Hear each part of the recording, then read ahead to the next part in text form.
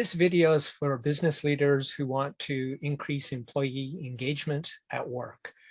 So this video is actually about or related to the two previous videos I did, Crush It Club 157 and 158, which both address the value of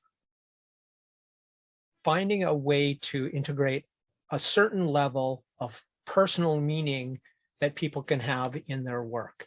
It's probably not what you expect. It's not like you can customize work for everybody, but a small amount of it could make a massive difference in terms of their engagement, their mindfulness, the performance, and of course, the bottom line you experience as a result of that. Creating personally meaningful peak experiences basically has four elements, and today's video is about a book review, the Heath brothers book, which is The Power of Moments. This is a video book review based on an article I wrote, and I can leave a link in the description if you want to check that out. It's goes a little deeper. So this book is a book I really loved. It's my favorite book by these authors, and they're some of my favorite authors.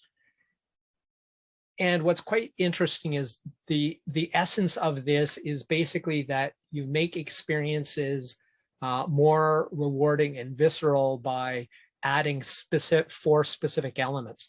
Now, some of this could be done quickly, easily, and inexpensively, as low as zero cost, sort of on a regular basis at work, but not predictably. That's an important element that I'll get to in a second. Some of them are more elaborate, the team building retreats. Now, if they just seem hokey and ridiculous, it means they probably weren't well designed, to put it in very direct terms. So the four elements start with elevating above the routine. So if you want an experience to be different, to be peak, then you need to make it something different than what you do every day.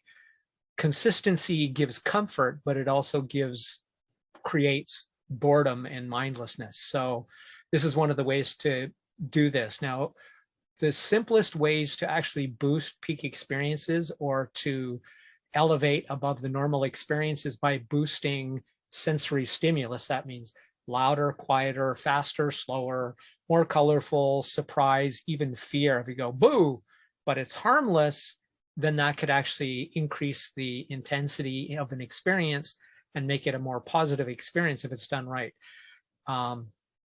Happiness, essentially what it is anything that has more intensity increases the intensity of an experience, period, and your likelihood of remembering it.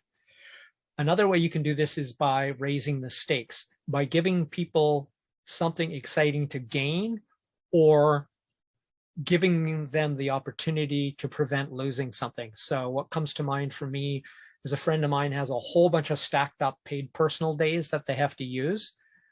Now, if you said, okay, well, we're going to do this competition or we're going to do this activity, and whoever wins the activity gets another year extended so you can keep those paid days or whatever it is. But the key here is that it should be something meaningful to the individuals who will find them a reward, not what you think is good for them, but what they have in some way defined in a previous point in time. So increasing intensity, as I already said, increases the emotions people experience in general. So whatever emotion you have, increasing the intensity increases the intensity for that entire experience. Another way you can do this, and this is really popular nowadays in online shows, TV shows, and movies, excellent movies, is to defy or break people's expectation machine. This is a really powerful way to enhance memory. It's also a powerful way to increase the intensity and make an experience go from a normal, everyday, boring experience to a peak experience you'll remember for years to come and remember fondly, ideally. So anything that's unique or unexpected basically increases intensities of experiences. But it has to be unique and unexpected, so you can't do the same unique thing over and over because it's no longer unique. So that was elevation. So you elevate the experience. The next one of these four elements is pride. So you can create pride by recognizing people publicly in front of the group in front of your office to say something that's really well done.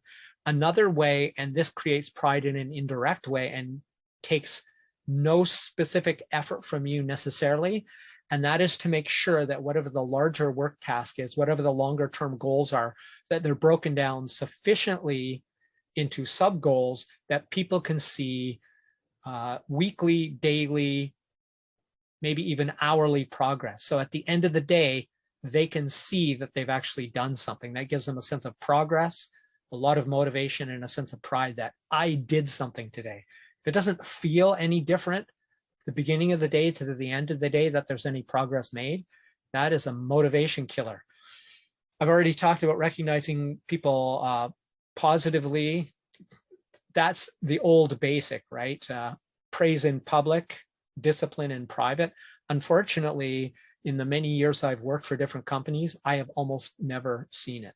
If you're not doing it at your company, you should, because its value, it costs nothing, and its value to that individual and to your team in general in terms of engagement is massive, especially for the price it costs. So in regarding doing things that are unexpected, it's also desirable if you can do them frequently. Obviously, every day would be silly because then it becomes predictable. But if you could do it a few times a week, so that people are expecting at some point something unexpected and maybe fun, doesn't have to take a lot of time, or interesting, some peak experience will happen. They'll be anticipating, but they'll be wondering, and that anticipation plus with work on making it unexpected would make it even more intense, because it's sort of like the the Jack in the Box. You don't know when it's going to jump up. When it jumps up, kids are delighted. Well, we're kind of the same way. We just fake it in a sense. So anticipation plus expectation, or anticipation of something that's going to happen, but having it happen in an unexpected way or at an unexpected time, can't use my mouth today, will really increase the intensity of that experience. I've already talked about making goals in a way that they're noticeable on a regular basis, on a frequent basis. Now, here's another one that's a little different, and it's called plan for courage. That is, sometimes we have to do things at work, dealing with people, dealing with situations that are really uncomfortable or challenging. And one of the best ways to prepare for this is to plan ahead for tough things. Plan ahead for that awkward situation. If you know it's going to happen or is likely to happen, you plan ahead and then you practice it. How this fits into the rest of the book, off the top of my head, it's been too long since I read it. This is based off my article. But by planning something, you then feel prepared for when it happens. Seems pretty random to me too, I know. But if it's in there, it's because it was in the book. So the next one then is that is called insight. So insight is the fourth of these elements. So you want to create short, time compressed experiences that are a few minutes to a few days. So that's, like the company retreat, the team building or something like that. But it literally could be minutes long.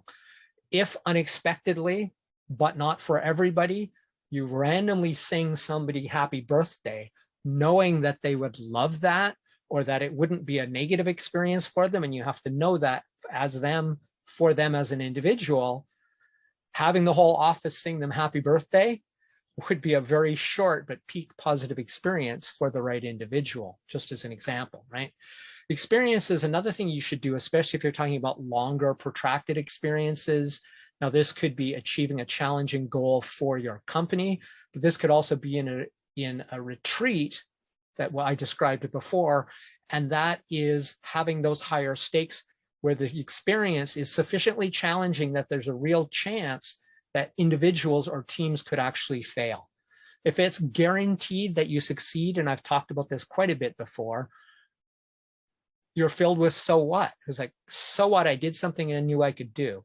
It's only if there's actually a risk of failure will you add to the intensity of the experience. So I'm going to go over time because there's just too many points left. I wanted to do this in 10 minutes, but it's just not going to happen.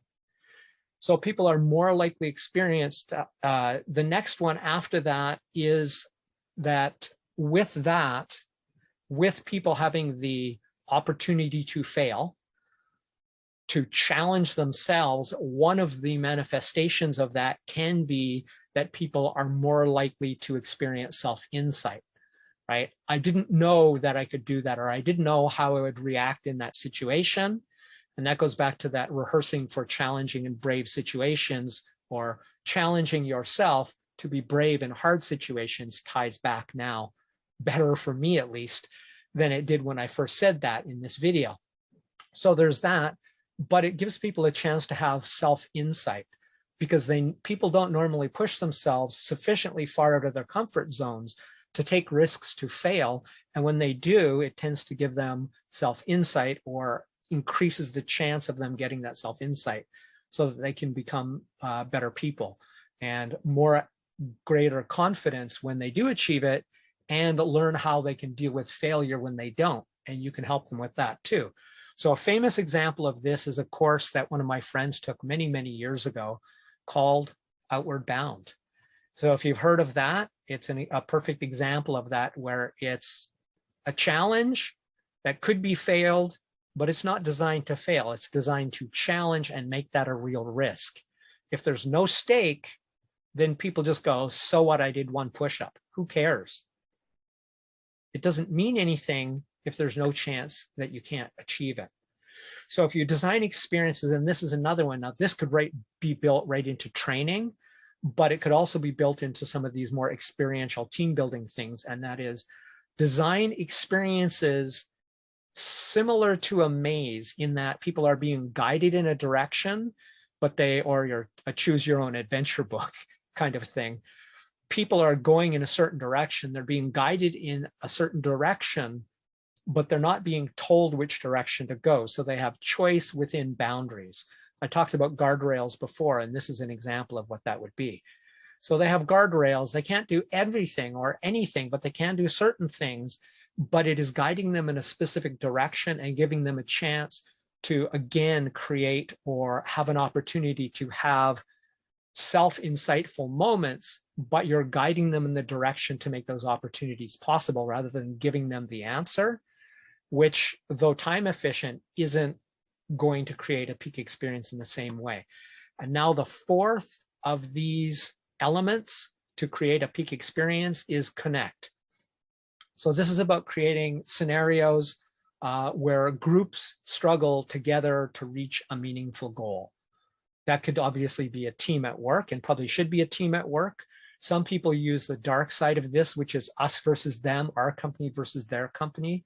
You can do that, but I don't really see that as that positive or that constructive. Steve Jobs was famous for doing that, and he was also famous for being a really not nice human being in terms of how adversarial he was, not only outside the company, but within the company. And my concern with using that adversarial model, competing against other teams within your company, I think is okay. You still have somebody who's winning, who's on your team, but it isn't you basically focusing adversarial feelings towards another company, which could then bleed back into your company. And now you're having that adversarial vibe within your company. I don't think that's as likely to happen if you're competing in teams, especially if some of the individual's friends are on other teams. I'm happy when my friends or colleagues win. It doesn't take away from me in most cases. And if it does, it's like, well, you won. Congratulations. So then that thing that's meaningful that they can gain, that by working together they can succeed, it should be, and this is an important element, and I talked about it earlier in the video, is that it should be meaningful for the individuals on the team and or the group, not what you as the leader thinks is meaningful. So if it's like, oh, a yoga retreat is awesome. Well, only if everyone on the team really likes yoga. If that was the reward and you happen to be a yoga geek or a fitness geek and they are not, maybe to them, massage is better, right? So that is basically the end of it. So to put it all together, that was elevate. I have to go back now. That is elevate pride. So you elevate the experience. You cause them to feel pride. You facilitate a situation in which they gain self-insight. And the last one is connect. So they connect with other people as a team in a struggle. And I know Chip and Dan Heath probably will hate this, but it makes for an epic experience. That's it for Crush It Club 159, The Power of Moments book review. And more to the point, the name of this episode is in fact Create Meaning, The Power of Moments book review. My name is Tim B. Green. Bye for now.